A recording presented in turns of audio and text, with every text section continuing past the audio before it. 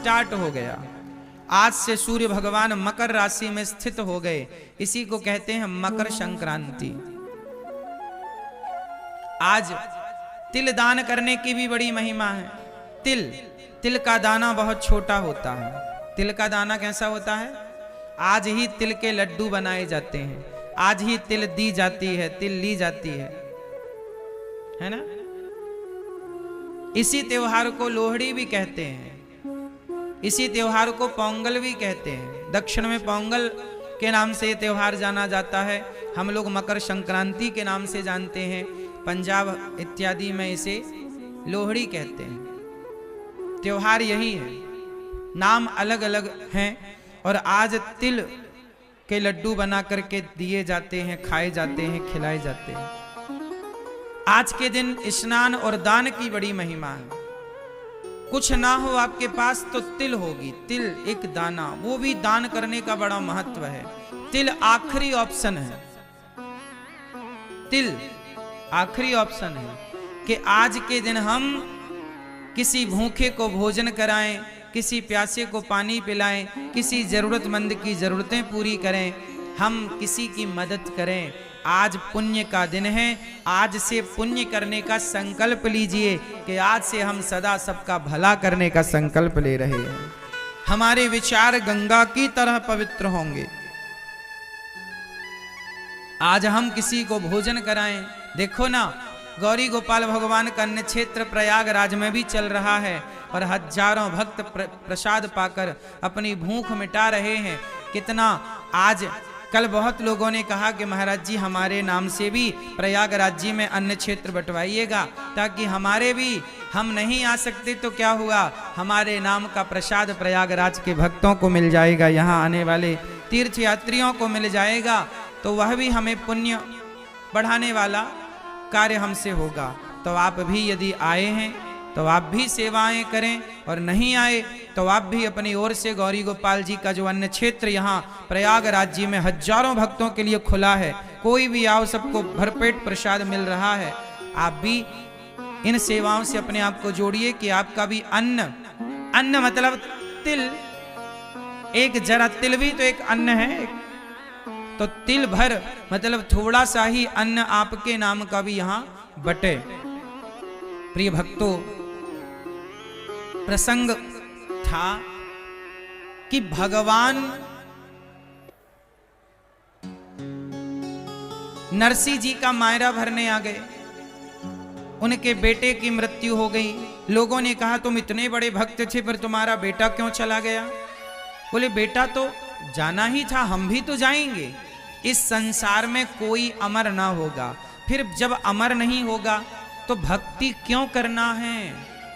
तो आओ हम बात करते हैं, भक्ति क्यों करना चाहिए, प्रयागराज क्यों आना चाहिए, प्रयागराज क्यों आना चाहिए, गंगा क्यों नहाना चाहिए, वृंदावन क्यों आना चाहिए, तीर्थ यात्रा क्यों करनी चाहिए, भागवत क्यों सुननी चाहिए।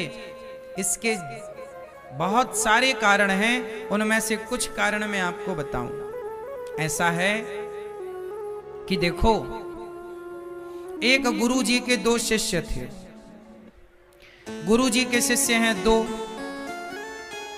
एक शिष्य था वो वैश्या के घर जाकर के और वहां मुजरा देखा करता था। एक गंदी स्त्री के पास जाता, उसका नाच गाना देखता।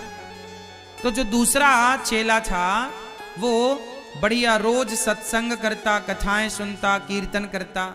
एक चेला मंदिर जाता, पूजा करता, सत्संग करता। दूसरा चेला पराई स्त्री के यहाँ जाता, मुजरा देखता, नाच गाने देखता।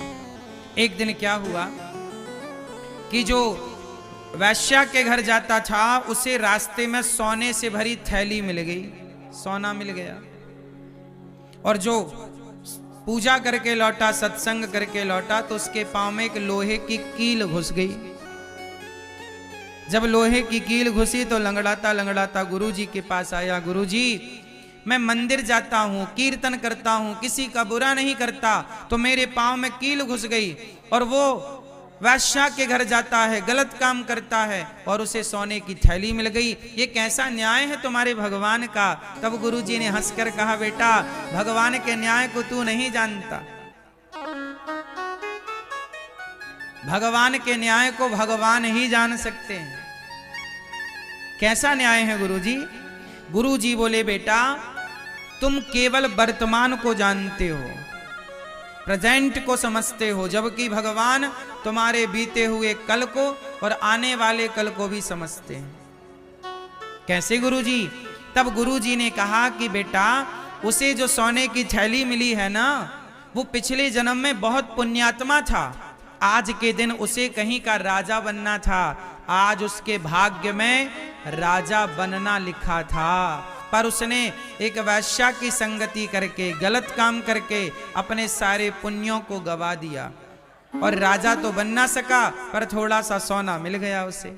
मिलना था खजाने बड़े बड़े, लेकिन पाप किया इस जन्म में तो उसके बहुत सारे पुण्य नष्ट हो गए और जरा से पुण्य रह गए। इतना सा सोना मिला है, जबकि आज उसे क्या बनना था? राजा। और जो तुम हो ना, आज तुम्हारी जीवन लीला समाप्त होने वाली थी, आज तुम्हारी मृत्यु होने वाली थी, पर तुम भगवान के भक्त हो तो भगवान ने तुम्हारी भक्ति को देखकर, तुम्हारी शरणागति स्वीकार करके, तुम्हारी मृत्यु को भगवान ने कृपा करके एक लोहे की कील में तब्दील कर दिया। जरा सा तुम्हें चोट लगी, जरा सा तुम्हें ठोकर लगा और तुम्हारी मृत्यु बदल गई।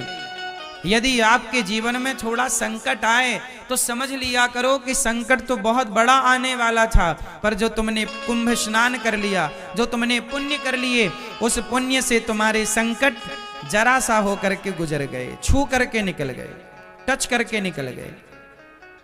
हाँ या ना? तो भक्ति का हमें फल मिलता ही मिलता है, निश्चिंत रहिएगा।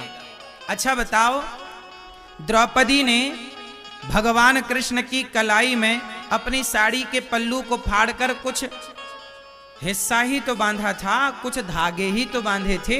हाँ या ना? धागा बांध दिया ना द्रौपदी ने। कन्हैया की जब कलाई पर चोट लगी तो तुरंत द्रौपदी ने साड़ी फाड़ी और कन्हैया की कलाई पर लपेट दिया।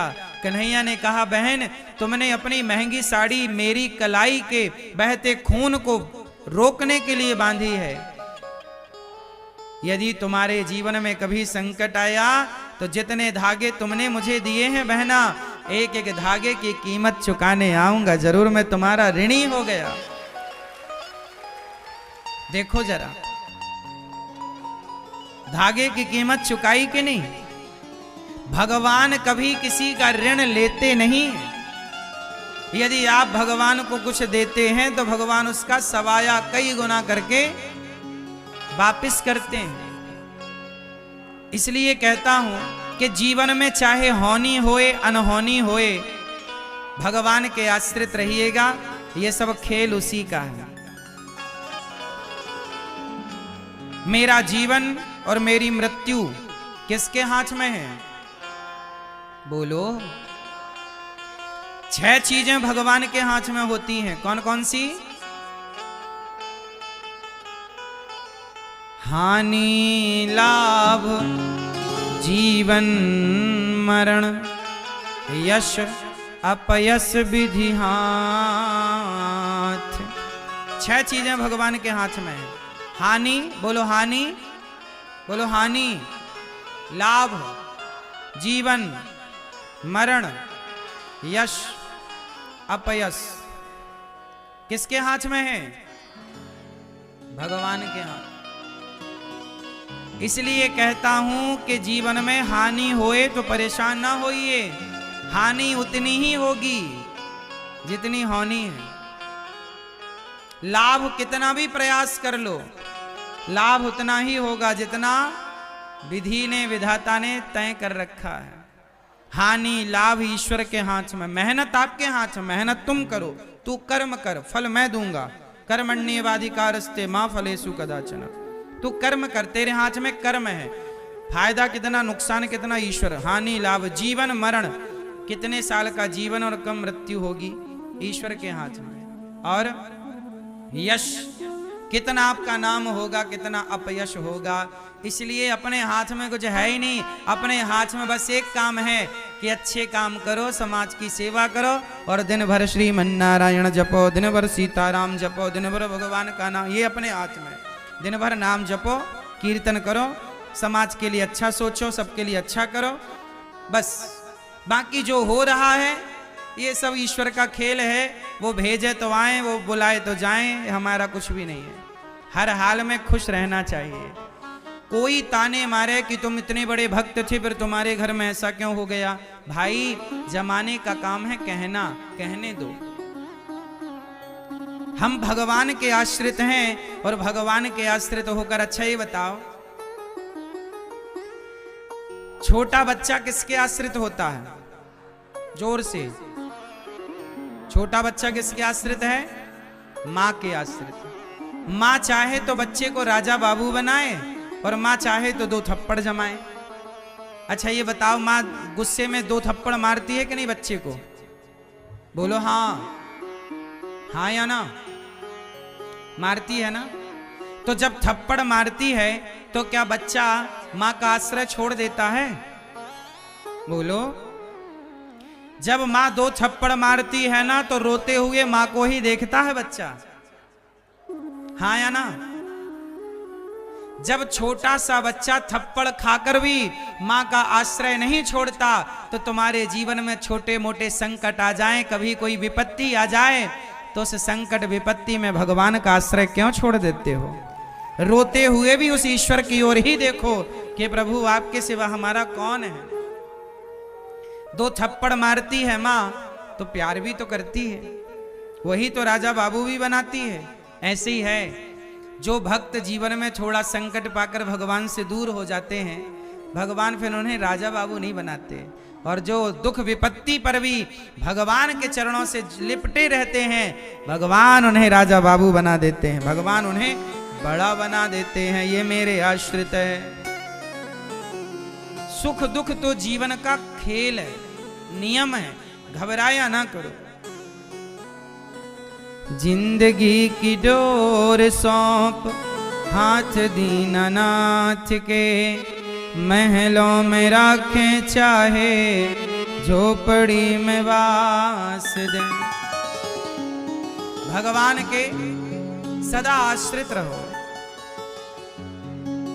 आप सभी लोग भागवत सुन रहे हैं, तो भागवत क्या करते? अच्छा ये बताओ, गोपियां किसके आश्रित थी? बोलो। तड़पती रहीं, रोती रहीं, कृष्ण छोड़कर चले गए।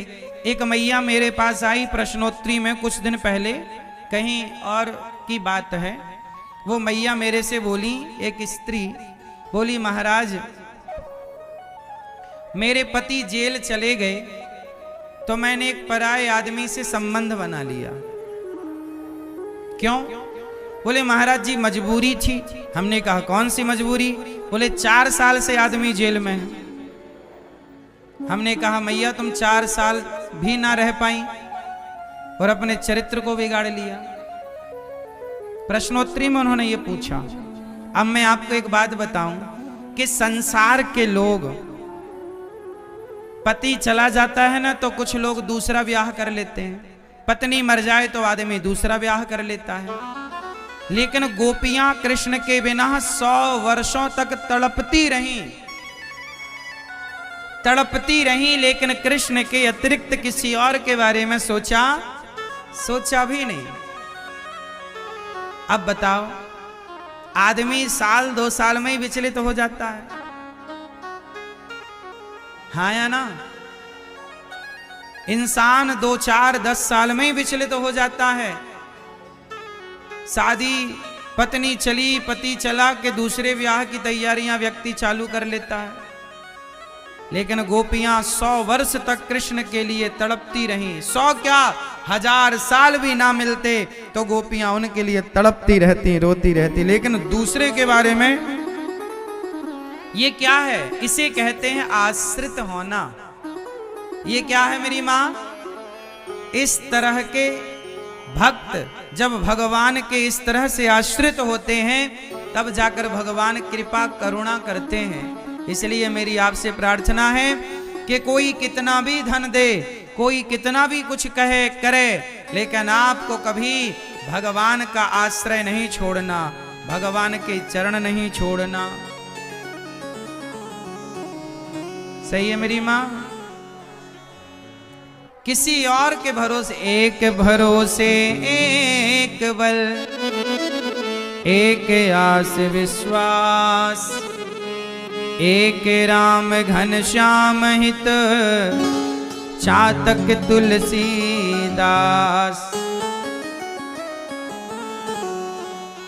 एक भरोसा, किसके भरोसे मेरी मां? एक भगवान के भरोसे। भागवत क्या करती हैं? भगवान के भरोसे कर देती हैं। जैसे आप और आपका परिवार, आप दोनों हाथ उठाकर भगवान से बस यही कहो कि हे प्रभु, ये दासी, ये परिवार, ये व्यापार, ये दास, हे प्रभु जो कुछ है ये आपका है और हम तो आपके आश्रित हैं। प्रिय भक्तों, आप आए हैं भागवत सुनने, आप सबका बहुत बहुत स्वागत, वंदन, सबका बहुत बहुत अभिनंदन। सबको जय श्रीमन नारायण, जय श्री कृष्णा, जय गौरी गोपाल, राधे राधे। कैसे हैं आप? जब आपसे कोई पूछे कैसे हैं आप, तो कहा करिए प्रभु के आश्रित हैं, प्रभु के आनंद से। और जो उनके आश्रित है वो आनंदमय है। कोई आपसे पूछे कैसे हैं, प्रभु के आश्रित हैं, ठीक है। कैसे हैं? किसके आश्रित हैं? भगवान श्रीमन नारायण के आश्रित हैं हम। भगवान श्री कृष्ण, भगवान श्रीमन नारायण, श्री सीताराम जी के आश्रित हैं हम तो उन्हीं के आश्रित हैं। हमारा कौन है उनके सिवा? मेरा कोई ना सहारा बिन तेरे, नंदलाल सवरिया मेरे। मेरा कोई ना सहारा बिन तेरे, नंदलाल सवरिया मेरे। हरि आ जाओ, हरि आ जाओ, हरि आ जाओ, हरि आ जाओ। मेरी नैया लगा दो पार, मेरी नैया लगा दो पार। हरि आ जाओ एक बार, मेरी नैया लगा दो पार। हरि आ जाओ एक बार। आजा रे, आजा रे, आजा रे, आजा रे, आजा रे, आजा रे, आजा रे, आजा रे, आजा रे, आजा रे, आजा रे, आजा रे, आजा रे, आजा रे, आजा रे, आजा रे, आजा रे, आजा रे, आजा रे। भगवान के भरोसे हम। कैसे हैं आप लोग? भगवान के आश्रित हैं। आश्रित समझते हैं ना? जैसे छोटा बच्चा मां के आश्रित, ऐसे हम इस कथा में परीक्षित बन के हमारे श्री प्रसिद्ध नारायण दुबे जी, दूधनाथ दुबे जी, श्रीमती गीता दुबे जी, ग्राम ककरा दुबाबल, दुर्वासा ऋषि की पावन धरती, दुर्वासा ऋषि आश्रम प्रयागराज, समस्त दुबे परिवार की ओर से यह कथा का आयोजन हो रहा है। भगवान आपको और आपके पूरे परिवार को सदा सुखी और स्वस्थ रखें। एक बार सुंदर करतल ध्वनि परीक्षित जी के लिए, श्री प्रसिद्ध नारायण दुबे जी के लिए। भगवान की करुणा कृपा इन पर बनी रहे। कल हम लोगों ने सुना कि धुंधकारी जैसा पापी भागवत सुन के मुक्त हो गया। भागवत सुन के मुक्ति तो मिलती ही मिलती, इसमें क्या किंतु और क्या परंतु। परीक्षित जी ने भागवत सुनी मुक्ति धुंधकारी ने भागवत सुनी। जन्माद्यस्य यतोऽन्वयादितरतस् चार्थे स्वभिज्ञः स्वराट् तेने ब्रह्म हृदय आदि कवये मुह्यन्ति यत्सूरयः। तेजो वारि मृदां यथा विनिमयो यत्र त्रिसर्गो मृषा धाम्ना स्वेन सदा निरस्तकुहकं सत्यं परं धीमहि। ओ लाल मैया कहाँ वहां देख रही हो? बताओ, बैठी कथा में हो, देख पीछे रही हो वहां। सुनो मेरी माँ, जन्माद्यस्य जन्म आदि यस्य जन्माद्यस्य, भगवान का प्राकट्य हुआ। भगवान मतलब भगवान कितने होते हैं? क्यों क्यों मैया मैया लाल मैया, भगवान कितने होते हैं? क्या नाम है एक भगवान का? क्या नाम है? हाँ, क्या नाम भगवान का? एक भगवान है। क्या नाम है उनका? उनका नाम है भगवान श्रीमन नारायण। उन्हीं को नारायण कहते, उन्हीं को लक्ष्मी नारायण कहते हैं, उन्हीं को विष्णु कहते हैं। क्या कहते हैं? विष्णु नहीं, विष्णु पाउडर नहीं, विष्णु। अरे मैया विष्णु पाउडर कह रही है मैया। विष्णु क्या नाम है? विष्णु विष्णु विष्णु। तो विष्णु उन्हीं का नाम है हरि। क्या नाम है? बोलो विष्णु। पीली मैया होगी पंचायत। बोलो विष्णु। विष्णु नारायण हरि, उन्हीं का नाम है राम, उन्हीं का नाम है कृष्ण, उन्हीं का नाम है नरसिंह, उन्हीं का नाम है वामन, उन्हीं का नाम है धनवंतरी, उन्हीं का नाम है कच्छप, उन्हीं का नाम है मत्स्य। 24 अवतार हुए ना। उन्हीं का नाम है हयग्रीव।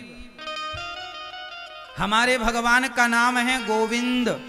उन्हीं का नाम गोविंद, गोपाल, मनमोहन, मदन मुरारी, राघव, रघुनंदन, दशरथ नंदन, कौशल्यानंदन। उन्हीं का नाम है जगन्नाथ।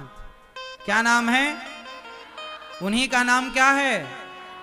जगत के नाथ हैं जगन्नाथ। उन्हीं का नाम है जगन्नाथ। उन्हीं का नाम है द्वारिका नाथ। क्या नाम है? द्वारिकाधीश। क्या बोलते हैं? उन्हीं का नाम है बिहारी जी। उन्हीं का नाम है राधा रमण जी, राधा वल्लभ जी। उन्हीं का नाम है गौरी गोपाल। उन्हीं का नाम है विठल नाथ जी। क्या नाम है? उन्हीं का नाम है बद्री नारायण। उन्हीं का एक नाम है शिव। क्या नाम है? शिव। क्या नाम है? अब बताओ कितने भगवान हो गए? बोलो मेरी माँ। भगवान एक हैं, उनके नाम बहुत सारे हो गए। अच्छा, नाम क्यों बदले? नाम इसलिए अनेक हो गए क्योंकि भाषाएं अनेक थी। हमारे देश में कितनी भाषाएं बोली जाती हैं? हैं? बोलो। हमारे भारत में कितनी भाषाएं हैं? हमारे भारत में ही अनेक भाषाएं। हमारे भारत में एक कहावत है कि कोस कोस में पानी बदले और 4 कोस में वाणी। हर 4-5 किलोमीटर में हर 10 किलोमीटर की भाषा अलग होती है। ये बात सही है कि गलत है? हर 10-15 किलोमीटर में भाषा, गुजरात की भाषा गुजराती है, महाराष्ट्र की भाषा मराठी है, बिहार की भाषा अलग है, पंजाब की भाषा पंजाबी है, हरियाणा की भाषा हरियाणवी है, राजस्थान की भाषा राजस्थानी है, मध्य प्रदेश में भी हिंदी है, बुंदेली है, मारवाड़ी है, अनेक भाषाएं हैं। तो भाषाएं अनेक होने से, अनेक भाषाएं होने से हमने एक को ही अनेक भाषाओं से पुकारा, तो नाम कितने हो गए? बोलो। जैसे हो गया केला, अब केला ही है, उसे ना लोग बनाना भी कहते हैं। बोलो हाँ। सेब है, उसे एप्पल भी कहा जा रहा है। अब एप्पल, अब कोई गांव में जाए बोले भैया एप्पल दे दो, अब यदि वो एप्पल भाषा नहीं जान रहा है तो वो कैसे देगा एप्पल? उसे कहना पड़ेगा ना भैया सेब दे दो। बोलो हाँ। भाषाएं तो बदल गई ना मेरी माँ, वस्तु तो नहीं बदली ना, केला नहीं बदला पर केले के नाम बदल गए। बोलो हाँ। अब जैसे हमारे यहां आलू कहते हैं, आलू केवल हम लोग आलू समझते हैं, अन्य देशों में आलू को अनेक नाम दिए गए, हाँ या ना? फिर आलू तो जस का तस है, सब्जियां तो जस की तस हैं, लेकिन उनके नाम बदल गए। उसी तरह भगवान एक ही हैं, अनेक भक्तों ने अनेक भाषाओं से अपने अपने ढंग से उन्हें पुकारा। तो कोई उन्हें राम कहकर बुलाया तो किसी ने कृष्ण कहा, किसी ने नारायण कहा तो किसी ने हरि कहा। जाकी रही भावना जैसी, प्रभु मूरत देखी तिन तैसी। एक ही भगवान को अनेक लोगों ने देखा तो अनेक नामों से पुकारा। किसी ने उन्हीं को जगन्नाथ कहा, किसी ने उन्हीं को विट्ठल नाथ कहा, किसी ने उन्हीं को द्वारिका नाथ कहा, किसी ने उन्हीं को बिहारी जी कह दिया। बोलो हाँ कि ना?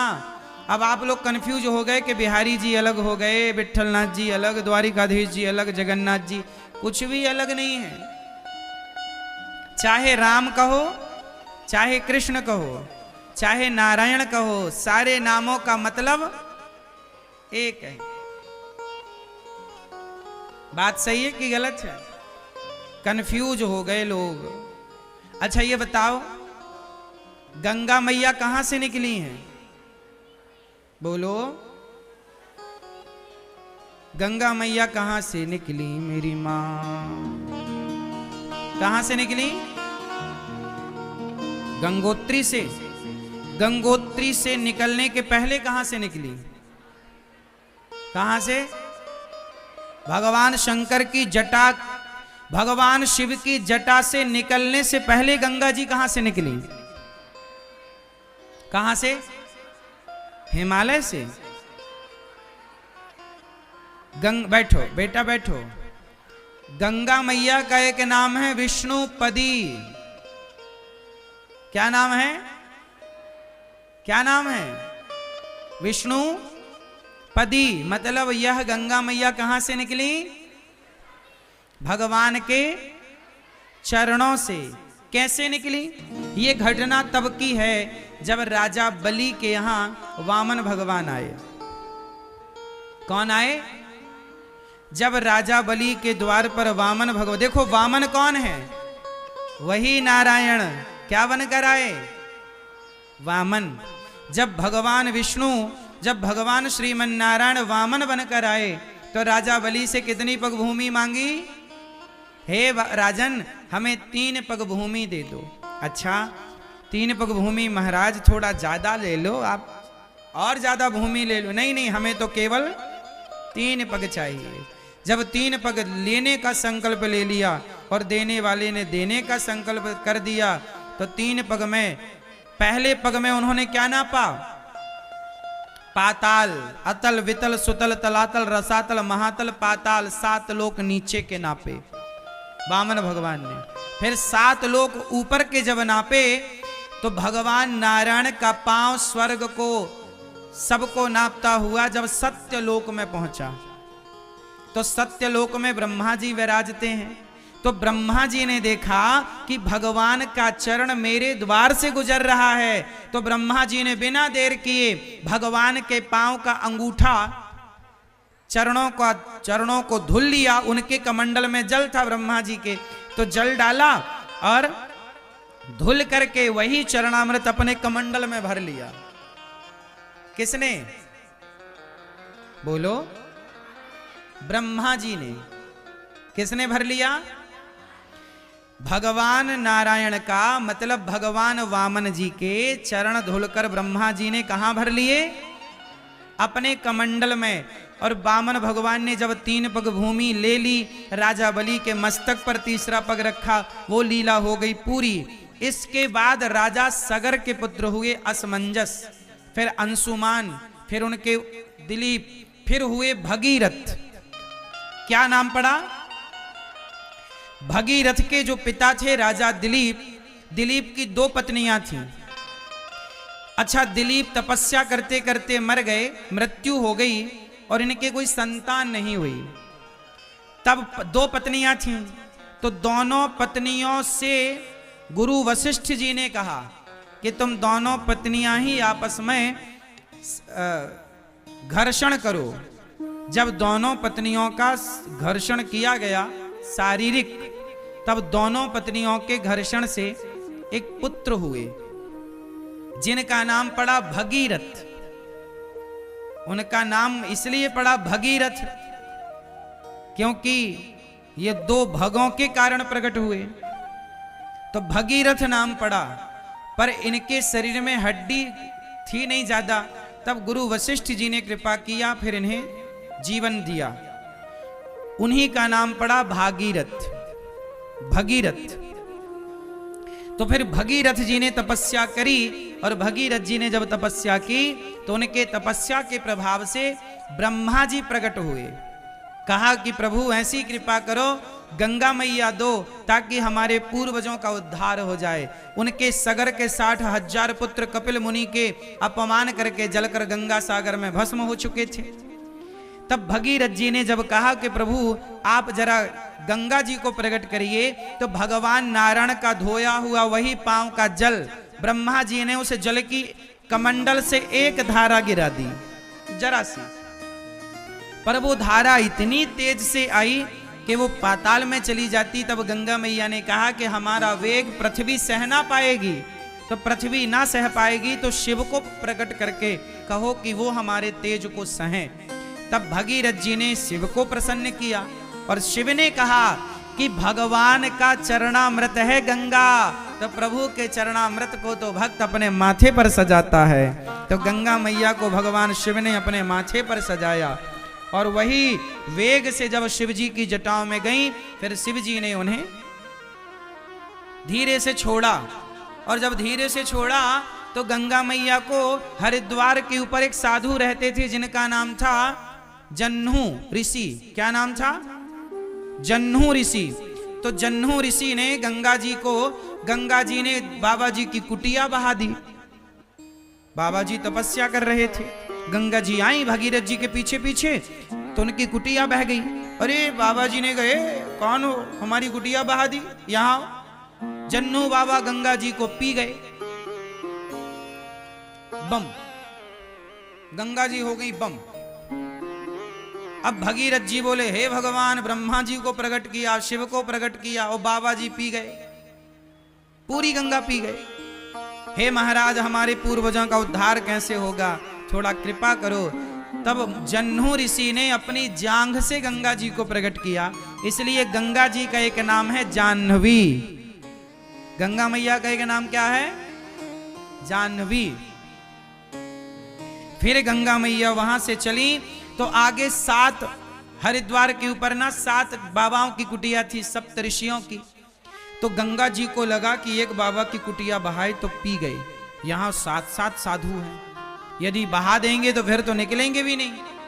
तो गंगा मैया ने 7 संतों की कुटिया को बचाते हुए आगे बढ़ी, तो गंगा मैया की 7 धाराएं हो गईं। तो हरिद्वार के ऊपर गंगा मैया की कितनी धाराएं हैं? 7 धारा है। वो 7 ऋषियों को बचाने के कारण हो गई। फिर वही गंगा मैया जब चली तो चलती चलती चलती चलती जब वो प्रयाग पहुंची तो गंगा मैया के सामने प्रयाग में भी एक संकट आकर खड़ा हो गया। प्रयाग में गंगा मैया आगे नहीं बढ़ी, गंगा मैया हाथ जोड़ के खड़ी हो गई। किसके सामने? बोलो बोलो, यमुना मैया के सामने। क्यों? क्योंकि यमुना मैया कौन है भगवान की? जोर से, जोर से। यमुना मैया है भगवान की पत्नी। भगवान कृष्ण की चौथी कौन है? यमुना मैया भगवान कृष्ण की चतुर्थ पटरानी है। यमुना मैया कौन है? विरजा नदी, बैकुंठ में एक नदी है विरजा, वही विरजा महारानी भगवान कृष्ण की लीला के समय यमुना महारानी बनकर प्रकट हुई और भगवान श्री कृष्ण की पत्नी है यमुना। यमुना मैया कौन है भगवान की? जोर से। अच्छा, यमुना मैया प्रयाग से पहले से जा रही थी, पहले से बह रही थी। तो प्रयागराज जी में जब यमुना महारानी का दर्शन हुआ तो गंगा मैया हाथ जोड़ के खड़ी हो गई। अच्छा, गंगा मैया है भगवान की दासी, भगवान के चरणों से निकली हैं, तो दासी है गंगा मैया और पत्नी है यमुना मैया। तो भाई दासी तो पत्नी का सम्मान करेगी। तो गंगा मैया हाथ जोड़ के खड़ी हो गई, हे मां आप आज्ञा करिए मैं कहां जाऊं। तब यमुना मैया ने कहा, गंगा आ मेरे गले से लग जा। तब गंगा मैया को यमुना जी ने अपने गले से लगाया और गंगा मैया ने कहा, यमुना मैया ने कहा, बहन आज से आगे की यात्रा अब तू करेगी, आगे तेरे नाम से जाना जाएगा, मैं अपनी यात्रा यहीं पूरी करती हूं। तो यमुना मैया की यात्रा प्रयाग में पूरी हुई और यहां से आगे किसकी यात्रा चालू हुई? यमुना मैया की आज्ञा से चालू हुई। किनकी आज्ञा से चालू हुई? हाँ, यमुना मैया की आज्ञा से चालू हुई। यहां एक तीसरी नदी भी है जो जब मां अपने बेटी के बालों में चोटी करती है, क्यों मैया आप लोग बालों की चोटी करती हो ना अपनी बेटी की या अपने पोती की, बहन की, तो चोटी करते समय कितने धाराएं निकालती हो बालों की? 3। जब बालों की 3 धाराएं निकालती हो और जब चोटी पूरी होती है तो दिखती कितनी धारा है? कितनी दिखती हैं? नहीं, चोटी तो एक दिखती है लेकिन चोटी में ना वो 2 दिखती हैं। कितने ध्यान से देखना, किसी की चोटी उटी हुई? अब आप कल चोटी भी नहीं करते लोग, समस्या ये। चोटी में 3 धाराएं हैं, तीनों को जब मैया ऐसे ऐसे गूंथती है ऐसे ऐसे, तो उसमें दिखती कितनी है? दिखती 2 है पर होती 3 है। उसी तरह ये गंगा मैया को भी त्रिवेणी कहते हैं, त्रिवेणी संगम। यहाँ गंगा यमुना की 2 धाराएं तो दिखती हैं पर चोटी में जैसे तीसरी होती तो है पर दिखाई नहीं पड़ती, ऐसे यहाँ पर माँ सरस्वती विराजमान तो हैं पर हम सबकी नजर से परे हैं। उन्हें कोई ऋषि हो, कोई संत हो, कोई तपस्वी हो तो वो उनका दर्शन करे।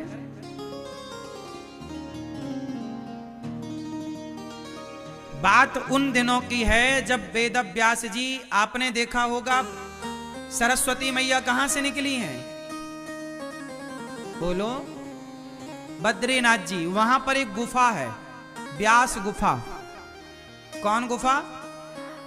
जहां पर वेद व्यास जी ने बैठकर 18 पुराणों की रचना की। वहां पर सरस्वती मां बहती हैं और अच्छी बहती हैं। दास अनिरुद्ध ने भी दर्शन किया, आप में से बहुत लोगों ने दर्शन भी किया होगा। तो एक बार क्या हुआ कि सरस्वती माता, उनकी जो झलकोर थी, जो बहाव था और हिचकोले मार रही थी, तो व्यास जी कुछ लिख रहे थे तो बार बार सरस्वती माता हिचकोलों से जल उनके ऊपर फेंक रही थी। तो व्यास जी ने कहा, है सरस्वती थोड़ा शांत रहो, मैं लेखन कर रहा हूं, तुम शोर कर रही हो, थोड़ा शांत रहो। अच्छा, वहां मैया का बड़ा शोर भी था आगे। तो पर सरस्वती मां को पता नहीं क्या सूझा, वो लीला थी। सरस्वती माता हिचकोले मारती रही, हिलकोरे मारती रही और शोर बना रहा। व्यास जी ने गुस्सा में, क्रोध में आकर, अरे तुम बात नहीं सुन रही हो, हम लिख रहे हैं और तुम शोर कर रही हो और छींटे भी मार रही हो, पानी आ रहा, जाओ हम तुम्हें श्राप देते हैं, तुम अंदर चली जाओ जमीन के अंदर, तुम ऊपर ऊपर नहीं, अब अंदर अंदर रहना। तो व्यास जी के कारण सरस्वती माँ फिर वहां से थोड़ी दर्शन होता है उनका, थोड़ा सा दर्शन होता है और उसके बाद से फिर वो धारा ऊपर की जगह नीचे से चल पड़ती हैं और वही धारा प्रयागराज जी पहुंचती हैं और यहां संगम होता है। इसलिए प्रयाग में कितने अक्षर हैं? प्रा या ग। प्रा मतलब छिपी हुई, प्रा मतलब पृथ्वी के नीचे छिपी हुई कौन? सरस्वती। प्रा या से यमुना, प्रयाग। गा से 3 अक्षर हैं और तीनों अक्षर तीनों नदियों का प्रमाण दे रहे हैं। प्रयाग, प्रा मतलब पृथ्वी पर छिपी हुई, पृथ्वी पर छिपी हुई माता सरस्वती। प्रा या मतलब यमुना, गा मतलब, हाँ अब देखो यहां पर तीनों का क्रम देखिएगा। पहले कौन है? पहले है सरस्वती, इसलिए प्रा। फिर दूसरे नंबर पर है यहां यमुना जी, या प्रा या। गंगा जी सबसे बाद में आई, भागीरथ जी के कहने से आई, उनके साथ आई, भगवान की चरण पदी है। तो गा आखिरी में है, प्रयाग आखिरी में क्या है? गा, गंगा। तो यहां पर मां भगवती यमुना जी ने गंगा मैया को अपने गले से लगाकर उन्हें सम्मानित किया, उनका मान बढ़ाया। ऐसे धाम में हम लोग बैठे हैं जहां गंगा, यमुना और मां सरस्वती का संगम है। देखिए इसी संगम में आज हमारा और आपका भी संगम हुआ, मिलन हुआ। बोलिए प्रयागराज की, गंगा मैया की, यमुना मैया की, सरस्वती मैया की। ये है कथाएं तो अनंत हैं, क्या क्या हम आपको सुनाएं, क्या क्या हम आपसे कहें। तो प्रयागराज जी की बड़ी उत्कृष्ट महिमा है, बड़ी श्रेष्ठ महिमा है। कहा जाता है कि 1 माह को यहाँ कल्प मास कहते हैं। क्या बोलते हैं? कल्पवास। यहाँ के लोग क्या कर रहे हैं? कुछ लोग यहाँ कल्पवास कर रहे हैं। ये कल्प क्या होता है? कल्प क्या होता है मैं आपको बताऊं। पूज्य सदगुरुदेव भगवान की, देखिए कथा में भगवान का और भगवान के भक्तों का दरस परस हो, पूज्य गुरुजनों का दर्शन हो। श्रीमद् जगत गुरु श्री रामानुजाचार्य स्वामी श्री घनश्यामाचार्य जी महाराज जी के श्री चरणों में दास अनिरुद्ध का कोटि कोटि नमन। कुछ दिन पहले पूज्य महाराज जी वृंदावन गौरी गोपाल आए और उन्होंने कहा कि प्रयाग में आप आओ, और इन्हीं की वाणी में मां सरस्वती बैठी और दास को प्रयाग आने का अवसर मिला। हमारे भैया ऋषि भैया भी आए हैं, बहुत बहुत स्वागत आपके चरणों में दास का कोटि कोटि वंदन नमन।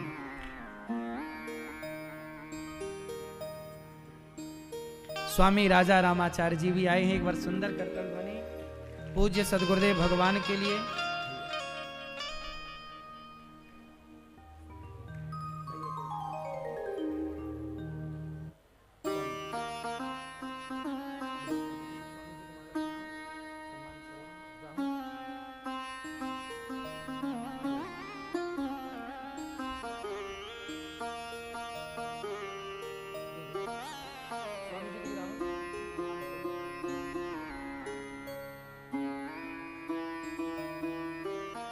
पूज्य महाराज जी श्रीमद् जगत गुरु रामानुजाचार्य स्वामी श्री घनश्यामाचार्य जी महाराज जी हम सबके मध्य में दर्शन देने के लिए उपस्थित हैं।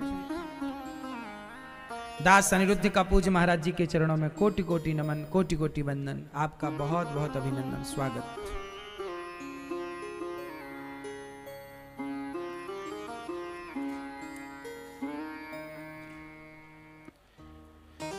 तो प्रिय भक्तों, आप लोग बहुत भाग्यशाली हैं कि प्रयागराज जी की पावन धरा पर हम सबको बैठने का, पावन दरस परस करने का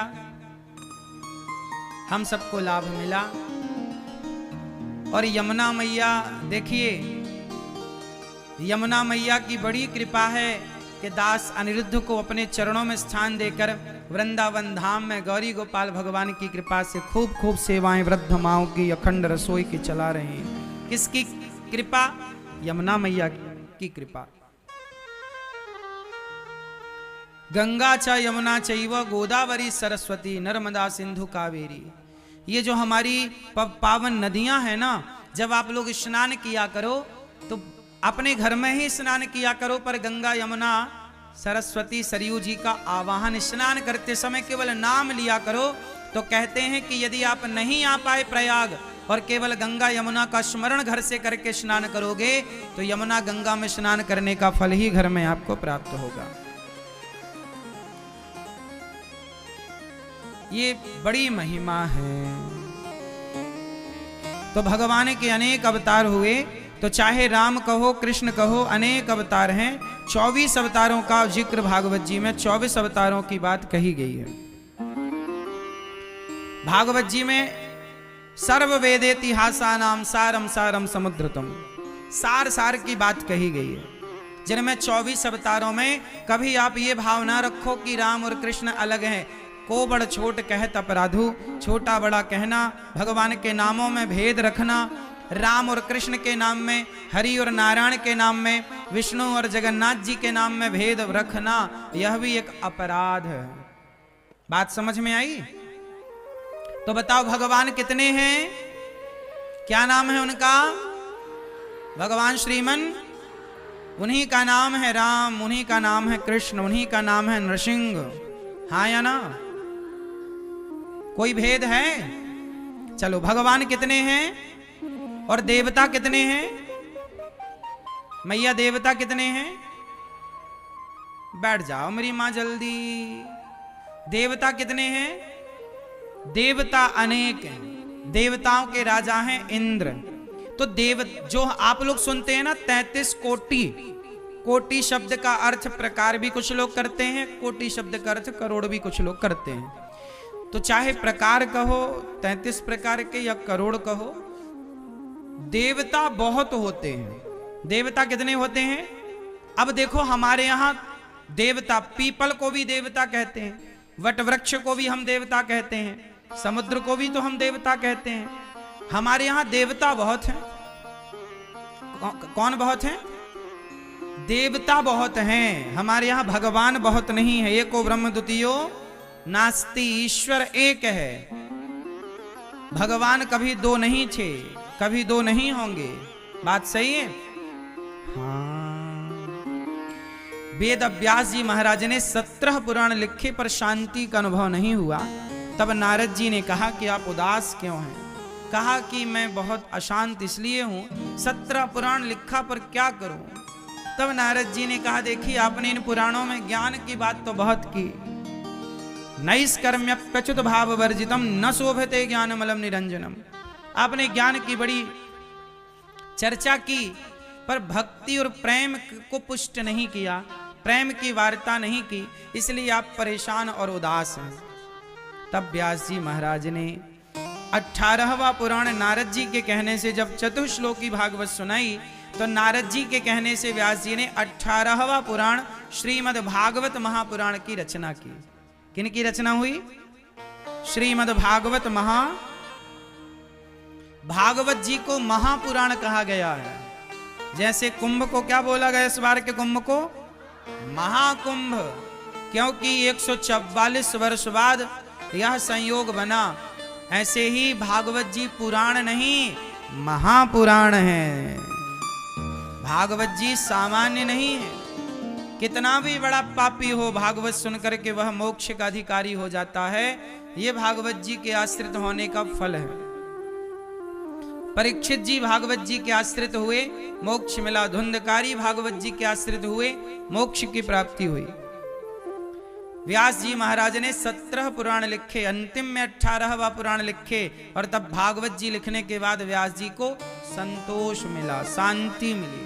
भागवत जी में ही शांति है, इसलिए शांति पाना है तो भागवत जी सुना करो, सत्संग किया करो, भले थोड़ा ही, एक घड़ी आधे घड़ी आधे की बुनियाद। व्यास जी महाराज, नारद जी ने कहा मैं दासी पुत्र था और दासी पुत्र से भगवत कृपा से ब्रह्मा पुत्र बन गए। अच्छा, नारद जी पिछले जन्म में कौन थे जानते हो? नारद जी पिछले जन्म में एक दासी के पुत्र हैं। इनकी माँ एक ब्राह्मण के यहाँ काम किया करती थी। संयोग से उन्हीं ब्राह्मण के यहाँ कुछ संत आए। कुछ और संत क्या थे? सनकादि ही थे।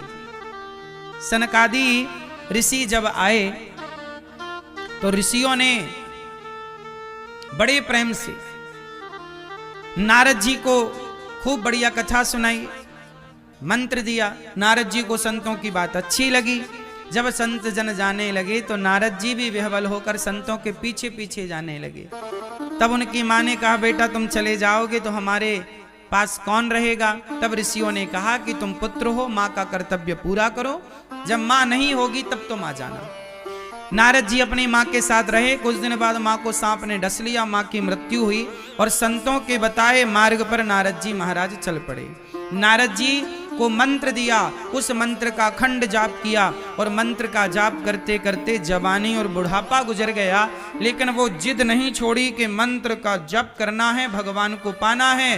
और मंत्र के प्रभाव से इतनी सिद्धि मिल गई कि उन्हें एक आकाशवाणी हुई और भगवान का साक्षात्कार हुआ। नारद जी बेटा तुमने इतना तप कर लिया, इतना तप कर लिया कि अब तुम ब्रह्मा के पुत्र बनकर ब्रह्मर्षि कहलाओगे। देवर्षि नारद जी, नारद जी देवर्षि नारद जी देवताओं के भी ऋषि हैं। क्या नाम पड़ा? देवर्षि। देवताओं के, देवताओं पर कोई संकट आता है तो वो तुरंत नारद जी के चरणों में जाते हैं। नारद जी, अच्छा ये बताओ, नारद जी के लिए बैकुंठ के, स्वर्ग के, मृत्यु लोक के दरवाजे खुले रहते हैं कि नहीं? बोलो हाँ या ना। क्या नारद जी के लिए बैकुंठ में कभी ताला लगता है? उत्तर दो मेरी मां। नहीं? अच्छा ये बताओ, नारद जी के लिए बैकुंठ में कभी ताला नहीं लगता, स्वर्ग में कभी रोक टोक नहीं है, नारद जी कहीं आए कहीं जाएं, ये क्यों ऐसा है नारद जी के साथ? बोलो।